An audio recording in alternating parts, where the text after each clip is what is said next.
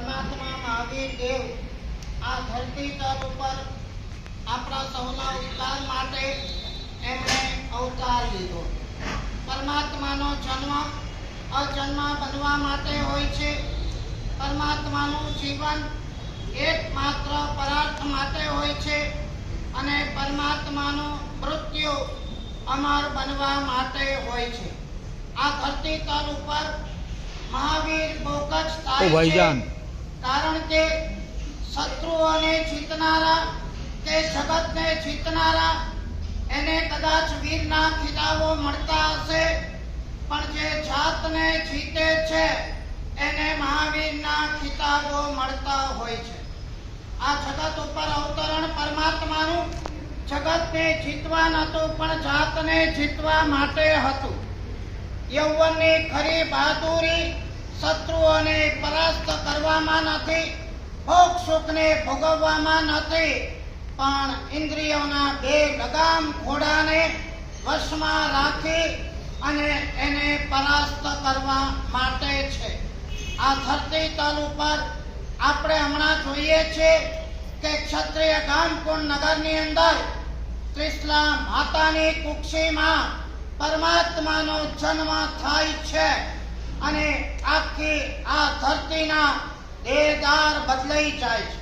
માત્ર તીર્છા લોકના નહીં, પણ ત્રણેય લોકના આ દેહદાર બદલાઈ જતા હોય છે. ભક્તામાં આપણે બધાએ ગોખ્યું છે અને એમાં આપણે કહીએ છીએ લાખો કરોડો સ્ત્રીઓ લાખો કરોડો દીકરાઓને જન્મ આપે છે, પણ પ્રભુનો જન્મ આપનારી માતા આ ત્રિશલા લાખો કરોડો નહીં, અબજો માતાઓમાં આ એક જ હોય છે. ત્રિણામ શતાની શતસો જનયંતી પુત્રાન નાન્યા સુતમ ત્વદુપમં જનની પ્રસૂતા. તમારા જેવા માત્ર બાહ્ય સૌંદર્ય કે બાહ્ય રૂપનું પરમાત્માની અંદર અવગાહન નહોતું. લાગે આપણને કલ્પના કરીએ તો ઘોડિયામાં પોડતા બાળકો કેટલા રૂપાળા હોય, કેટલા નિર્દોષ હોય, કેટલા નિખાલસ હોય. પ્રભુ વીર પણ કદાચ એવા જ હશે, પણ કોણે જાણ્યું હતું કે આ અત્યારે કોમળ દેખાતો બાળક કર્મ સત્તાની સામે ખૂંખાર જંગ માંડવાનો છે, કર્મોના ભક્કા બોલાવવાનો છે, ઉપસર્ગોને પરિસરોનો સામનો કરવાનો છે. આધ્યાત્મિક શાસ્ત્ર એમ કહે છે કે આધ્યાત્મિક દુનિયાની અંદર સામનો કરનાર કાયર છે અને સહન કરનાર સુરવીર છે. પરમાત્મા એમને કોઈ મહાવીર નથી બન્યા. આપણે જાણીએ છીએ, કલ્પસૂત્રમાં સાંભળીએ છીએ કે પરમાત્મા બાળ હતા, એમની પરીક્ષા કરવા માટે દેવલોકમાં પ્રશંસા થઈ. બાલ હોવા છતાં પણ આ તો બાલ છે, આ બહુ પરાક્રમી છે, આ તો બહુ સુરવીર છે.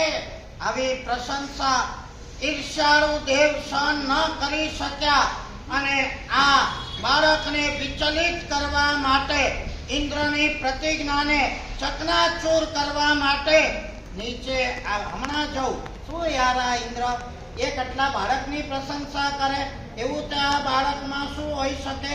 નિર્દોષ છે, નાદાન છે, દુબળો પતલો છે, એનામાં સુરવીરપણું શું હોઈ શકે? અને પરમાત્માના આંતરિક અચિંત્ય પ્રભાવની કલ્પના માત્ર પોતાની બુદ્ધિની ફૂટપટ્ટીથી માપનાર આ ઇન્દ્ર જ્યારે અહીંયા આવે, રાક્ષસનું રૂપ લે, પરમાત્માની સાથે રમવા બેસે, જે હારે એને એની પીઠ ઉપર બેસાડવાના, જીતે એ પીઠ ઉપર બેસે, આવી પ્રતિજ્ઞા થઈ. હાથે કરીને દેવ હાર્યો, પોતાની પીઠ ઉપર વીર બાળકને બેસાડ્યો અને પછી આપણને ખબર છે શાંત રાત જેવું, તાર જેવું સ્વરૂપ એણે કર્યું. ક્યાં શેની માટે? પરમાત્માને બીવડાવવા માટે. જન્મથી પરમાત્મા અભયને આપનારા છે અને અભયને આપનારા હોય એ હંમેશા નિર્ભય હોય. તમે અભય આપો, તમે પણ નિર્ભય થશો. ભયભીત આપણે છીએ, કારણ કે લોકોને આપણે ભયભીત કર્યા છે, હિંસા કરી છે, ભય પમાડ્યા છે. તાર જેવું રૂપ પરમાત્માના એક રૂવાડામાં પણ ભયનું કંપન નથી. અને બહુ રમતથી ઓલા દેવને ખાલી આમ કર્યું અને કડકડાટ નીચે આવી અને જમીન ઉપર પટકાઈ ગયો. આ પરમાત્માનું બાહ્ય વીરત્વ હતું.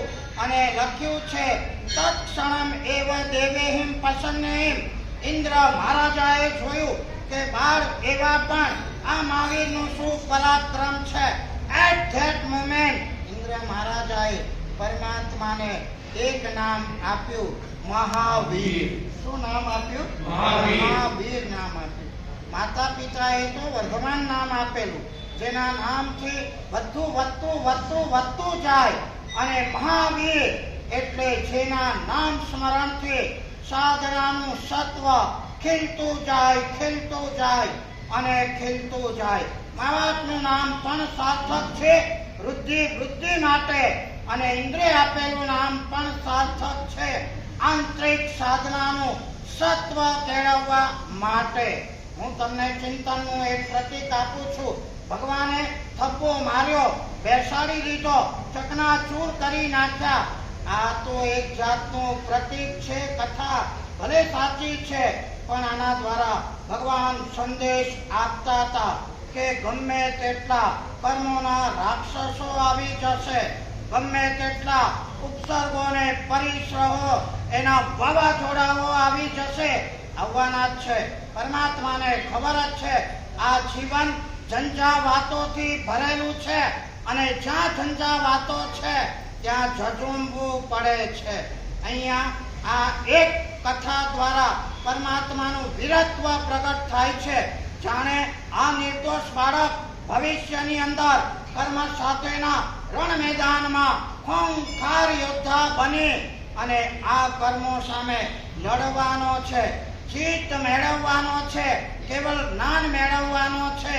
આ પરમાત્મા ચરમ તીર્થાધિપતિ આપણને મળ્યા કે જેનું આયુષ્ય સૌથી ઓછું હતું, અને જેને કષ્ટો, પરિસર અને ઉપસર્ગો સૌથી વધારે આવ્યા હતા.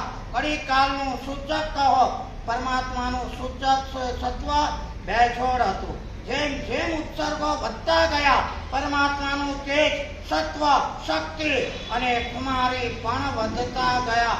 અને સોળે કળાએ પરમાત્મા સાધનાના રંગ મંડપ મેદાનની અંદર યુદ્ધ મેદાનમાં એક ખૂંખાર યોદ્ધા બનીને ઉત્સૂત્ર ઉત્તરાધ્યમ સૂત્ર કહે છે, જો સહસ્રમ સહસ્રાણમ, હજારોને સંગામે દુજ્જે જીણે, એકમ જીણે ચ અપાણમ, એ સસે પરમો છો. અને યુદ્ધ મેદાનની અંદર એકલ પંડે હજારોને પટકી નાખો, આ સાચું સુરત્વ નથી. એકમ જીણે ચ અપાણમ, એક તારા આત્માને જીત, એક તારી ઇન્દ્રિયોને જીત, એક તારા ઈચ્છાઓને, અપેક્ષાઓને જીત, એક તારા વિષય અને કષાયોને જીત, એસો સે પરમો જવો. આ પરમ જય છે. અને આ વીર આ જય પામવા માટે આ પૃથ્વી તલ ઉપર અવતાર લે છે, પારણિયામાં પોડે છે, માતા હરખ ઘેરી થાય છે. અર્ધરાત્રિના સમયને વિશે જ પરમાત્માનો જન્મ થાય એવો શાશ્વતો નિયમ છે. પરમાત્માને જન્મ આપ્યા પછી આ માતા બીજા કોઈ પુત્રને જન્મ આપતી નથી એવો પણ શાશ્વતો નિયમ છે. અને આખું ક્ષત્રિય ગામ નગર હેલે ચડ્યું છે. નાનો બાળક નિખારસ હોય, નિર્દોષ હોય, નિર્મળ હોય, દેવ કુમાર જેવો લાગતો હોય, રૂપાળો હોય, જાણે માતાને એમ લાગે કે આ બાળકના ખોળામાં રાખવાથી, ખૂંદવાથી સ્વર્ગલોક કરતા પણ અધિક આનંદની અનુભૂતિ આ ત્રિશલા માતાને થતી હોય. આખું ક્ષત્રિય ગામકુળ નગર હેલે ચડેલું હોય. સગા વાલા કુટુંબીઓ, પરિવારો પણ આનંદના સાતમા આસમાને હોય. પ્રકૃતિ પણ સોળે કળાએ ખીલી ઉઠી હોય. કુદરત પણ પરમાત્માને નમતું હોય. કેમ કે ભગવાને અત્યાર સુધી ઝૂકવાની અને ઝઝૂમવાની સાધના કરી છે. બધે ભગવાન ઝૂકતા ગયા અને બધે ભગવાન ઝઝૂમતા ગયા. જ્યાં ગુણો જોયા, જ્યાં દેવ ગુરુ જોયા, જ્યાં સદભાવ સત્ય, ત્યાં ભગવાન ક્યાંય કોઈ અહંકાર પરમાત્માએ કર્યો નથી. ઝૂકતા જાઓ અને આકર્ષણ અને પ્રલોભનોની સામે જૂજતા જાઓ. આ બે સાધના દ્વારા વીર અને મહાવીર બન્યા છે. આજે સુંદર મજાના ભાવ કલ્પનાની અંદર આપણે ક્ષત્રિય દાનકુંડ નગરની અંદર છે. માતા ત્રિશલાએ મહાવીરને જન્મ આપ્યો છે. 14 સપના જોયા છે. હરખ ગેલી થઈ છે. પિતાને હજી ખબર નથી અને ભગવાનનો જન્મ થાય એ વખતે આખા ગામનો જે આનંદ છે, પ્રકૃતિનો જે ખિલખિલાટ છે, દુઃખનું નામ નિશાન નથી, રોગોનું નામ નિશાન નથી, શોકનું નામ નિશાન નથી. આખી ધરાતલ, કારણ કે ભગવાને બધાને ખુશી આપવાનો જ એક પ્રયાસ કર્યો છે, આનંદ આપવાનો જ પ્રયાસ કર્યો છે. એટલે ભગવાનના જન્મ સમયે માત્ર મનુષ્યો નહીં, તિર્યંશો પણ, માત્ર તિર્યંશો પણ નહીં, દેવતાઓ પણ, માત્ર દેવતાઓ પણ નહીં, નારકો પણ, નારકા અપી મોદંતે યસ્ય કલ્યાણ પર્વસુ, નારકીના જીવોને પણ અવ્યક્ત આનંદની અનુભૂતિ થાય. 33 સાગરોપણ સુધી કારની દુઃખની લાઈ વેદના ભોગવનારા, સમથિંગ સમજ્યા, ફીલ ગુડ જેને તમે કહો છો, કઈક આનંદની અનુભૂતિ એમને પણ થાય છે. એ આ પરમાત્માના જન્મના પુણ્ય પ્રતાપના પરમાણુઓના એક પ્રભાવ છે, એક દિવ્ય વિભૂતિ, એક અલૌકિક તત્વ આ ધરાતલ ઉપર અવતર્યું છે. ત્રિશલા માતા ગાંડા ઘેલા થઈ ગયા છે. સિદ્ધાર્થ રાજા પણ આનંદમાં ડૂબેલા છે. અને આખી ધરતી આનંદમય છે. અને એક આપણો વ્યવહારિક નિયમ છે, બાળક જન્મે એટલે પારણામાં એને ઝૂલાવવાનું હોય છે. ધાર્મિક દુનિયાની અંદર પણ આ ઝૂલાવવાની પ્રક્રિયાને દીપ વિજય મહારાજે દિલ્હી મોરાની અંદર સરસ મજાનું હાલરડું ભગવાનનું રચીને, મયંકભાઈ તમારા દીકરા દીકરીઓ, ભાઈના, બહેનના, ફલાણાના, ઢેકણાના હજારોના તમે પારણા કદાચ ઝુલાવ્યા હશે ને. ઝુલાવતા એકલા ચીકણા કર્મમાં બંધ જ કર્યા હશે. અને આ રોશનને દોરીથી આ પરમાત્માનો પારણો ઝુલાવશો અને હાલરડું ગાશો. એની એક પળે, એક શબ્દે તમે અદ્ભુત કર્મની નિર્જરાઓ તમે કરવાના છો. આ દ્રશ્યને આપણે માણવાનું છે. સાક્ષાત આપણે ક્ષત્રિય કામકુંડ નગરમાં છે. પરમાત્માનો જન્મ થયો છે. પારણામાં પોઢેલા છે. હલરડું ગવાય છે અને આપણે ભાવ સૃષ્ટિની અંદર ખોવાઈ ગયા છે. એવી ભાવના સાથે આખા એપિસોડને આપણે એન્જોય કરીએ. ચાલો.